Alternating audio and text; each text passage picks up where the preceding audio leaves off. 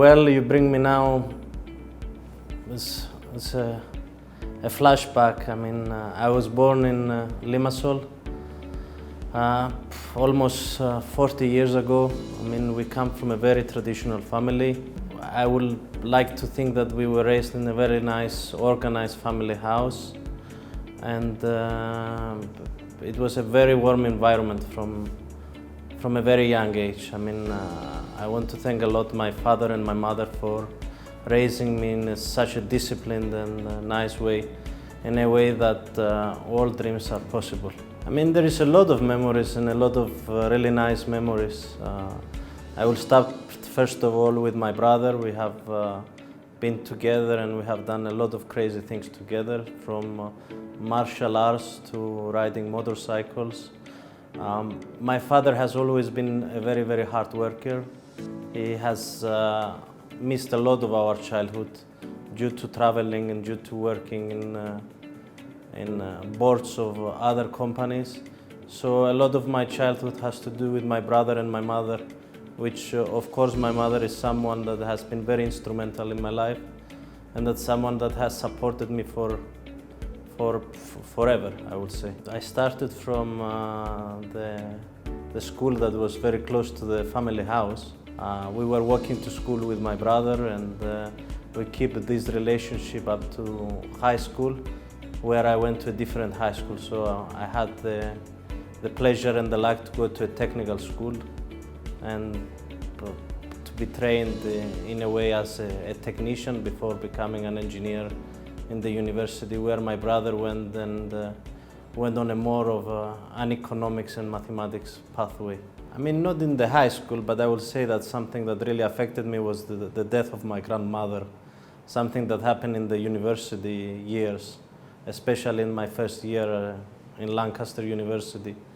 It was definitely an unexpected event and something that made me realize that time is limited in this world, and that the important people that you have in your life, you actually need to spend as much time as you can with them. I mean, from a young age, I understood that I really like to build things, and I really like to design and make projects become a reality. So I started at Lancaster University to study engineering and computer science, so I did a double major.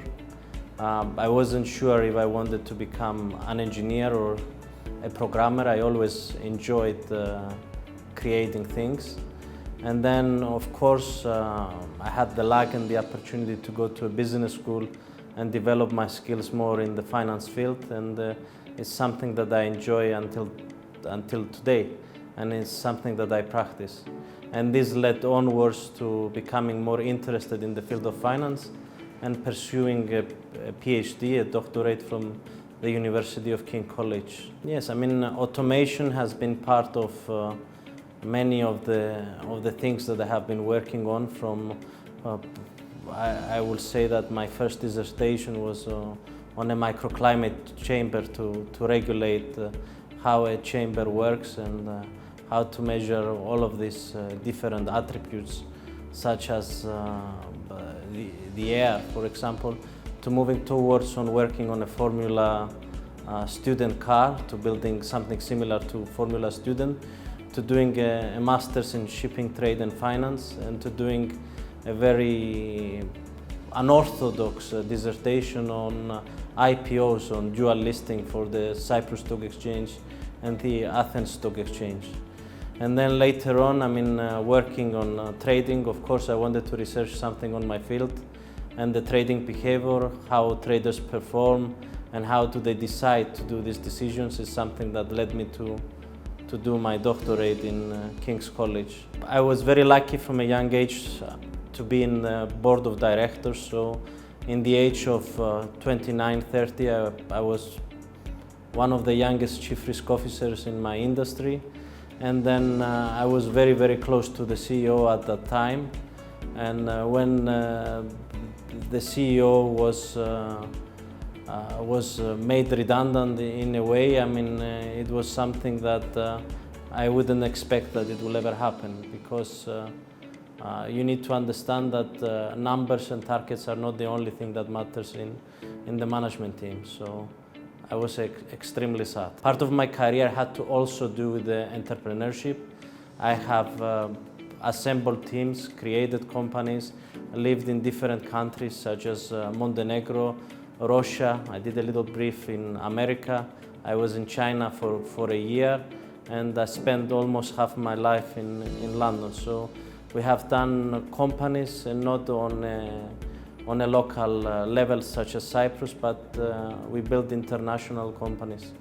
And some of them we sold, and some of them we were partners from the beginning with some of the big players in our industry, people who have created companies in the past and who have made a success story. I mean, always in your life you are presented with choices, and in the last couple of years I have choices to work in different places. I have choices to select the people to work with me, people that I really like and people I enjoy working with me. Changing locations, moving from Cyprus to China has been something more difficult than I thought. And living in China and adapting to different cultures and different mentalities has always been a challenge for me. But I will say now that I'm in a happy place, and I'm really excited to be here actually in Jordan. I have been working with some really amazing partners through the years, and some of them were recruited by me and some of them were mentored by me. So I didn't go to China alone. I went with a group of friends, and some of them are also my partners and my best of friends in this life. But it has not been so easy, because China is not like the movies. So what we found there is that there is a different mentality and a different way of thinking and a different way of interacting with each other. So it took us a while, let's say, to stabilize there, but I wouldn't change it. If I went back in the past, I will still do the same thing. I will take this journey one more time, although I know it has not been so easy.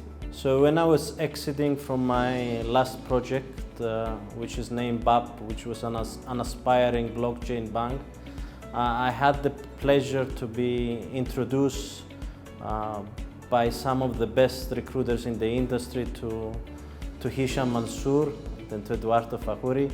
And after a couple of interviews, we managed to align our plans. And the guys are amazing. I mean, everyone in the management team, including Mazen, our CFO, has been brilliant. So it was such a beautiful connection that I didn't even hesitate to just move my life from London to Dubai and to, in a way, be part of a project that is with so many beautiful people and with so many ambitious. CFI is a very, very ambitious project, and I'm sure that it will be one that I will remember for a very, very long time. I would say lead by example. I mean, everything you do in life, try to make sure that you do it yourself. So you cannot ask someone, for example, to take the garbage out of the house if you're not willing to take the garbage out yourself. And this can be part of anything that I do, from my home to the office, and also not to be scared to try new things. I mean, if you do not try, you do not learn, and experimentation is something that is necessary.